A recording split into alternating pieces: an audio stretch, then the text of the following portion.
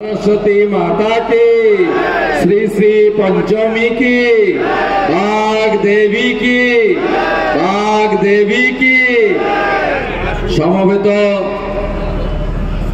उत्तर Kolkata Bharatiya Janata party कर्मी समर्थक पथचारी व्यवसायी एवं हेले पड़ा कलकातार नागरिक बृंद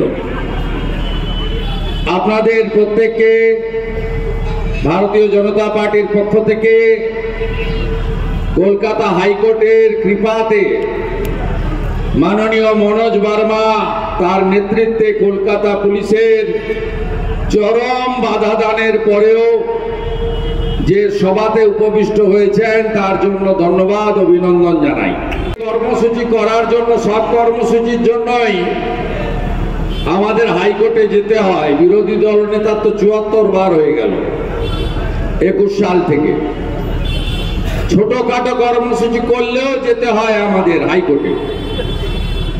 সেকু আর মাকুদের ক্ষেত্রে এসব নেই, তাদের পারমিশনও নিতে হয় না, বাধাও দেয় না, কারণ তারা তৃণমূলের বি টিম, ভোট কাটে, মূলত সনাতনী ভোট কাটে আর তৃণমূলকে জিততে সাহায্য করে, তাই তাদের ক্ষেত্রে ছাড়। সন্ধ্যাবেলা অনেকে টক শোতে বসেন, আমাদের পার্টির লোকরাও যান, অনেক জ্ঞানদা সেখানে থাকেন, বিশিষ্ট ব্যক্তিরা, তারা বলেন বিজেপি কোথায়, নামছে না কেন। আপনারা কি খবর রাখেন? একটা ছোট্ট সভা করতে গেল, 50 জনের স্ট্রিট কর্নার করতে গেল আমাদেরকে হাইকোর্টে যেতে হয়, নইলে আপনি মঞ্চ বাঁধতে দেবেন না, চেয়ার ধরে টানাটানি করবে। কদিন আগে স্বাস্থ্য ভবনে করেছে, ছোট্ট মঞ্চ বানাতে গেছিল আমাদের রাজ্য সভাপতির প্রোগ্রামে, টেনে হিচড়ে সব তুলে নিয়ে চলে গেছে ওখানে। মুকেশ বলে একজন গরু চুরি মামলার আসামি সিপি আছেন তিনি, কারণ কর্তৃর ইচ্ছায় কর্ম। এই রাজ্যের পুলিশ মন্ত্রী, মুখ্যমন্ত্রী সব পার্টিকে মিছিল করতে দেবে, এসইউসিআই করবে, ট্যাক্সিয়াল সিপিআইএমরা করবে, সবাই করবে, শুধু বিজেপি আর গেরুয়া ঝান্ডা করতে পারবে না। কারণ আমরা ভারত মাতা জিন্দাবাদ বলি, আমরা সেটিং অপোজিশন নই, আমরা জয় শ্রীরামের ধ্বনি দিই। দেখলেন না বেলেঘাটাতে ধীরেন্দ্র গোস্বামী ভাগবত কথা করতে এসেছিলেন, তৃণমূলের লোকরা স্লিপ দিয়ে বলছে যে আপনি যা খুশি বলুন, ভারত মাতা কি জয় বলবেন না, গোমাতা কি জয় বলবেন না। কলকাতাটা কোন জায়গায় নিয়ে গেছে এরা।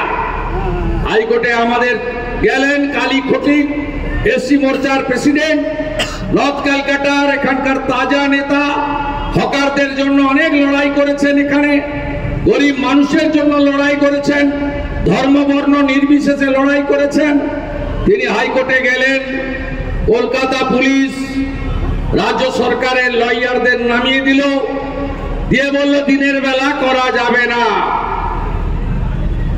অর্ডার বেরোলো 6:30 থেকে সভা করবেন, 9টার আগে শেষ করবেন, 300-র বেশি চেয়ার দেবেন না।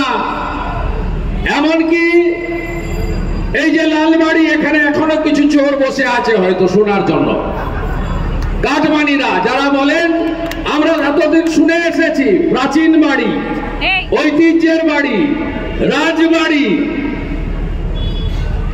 রবি ঠাকুরের বাড়ি, স্বামীজির বাড়ি, শ্যামা প্রসাদের বাড়ি, নেতাজি সুভাষচন্দ্র বসুর কর্মক্ষেত্রের বাড়ি, আমরা শুনে এসেছি হেরিটেজ বিল্ডিং, আমরা শুনেছি দৃষ্টিনন্দন বিল্ডিং, আমরা এই প্রথমবার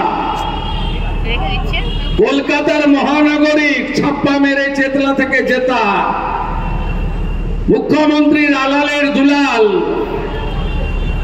জনাব ফিরহাদ হাকিম, তিনি একটা নতুন সংযোজন করেছেন, হেলে পড়া বাড়ি, নতুন সংযোজিত বাড়ি। তাই এরা বসে ভিতরে যাতে বেশি না শুনতে পারেন তার জন্য 5টা লাউড স্পিকার এলাও। দেখুন বক্স দিয়ে সভা। কোন রাজ্যে বসবাস করছেন আপনি? প্রধান বিরোধী দল বানের জলে ভেসে আসা নয়, 2,33,27,000 মানুষের ভোট পাওয়া, 39% বাংলার জনগণ ভোট দিয়েছে।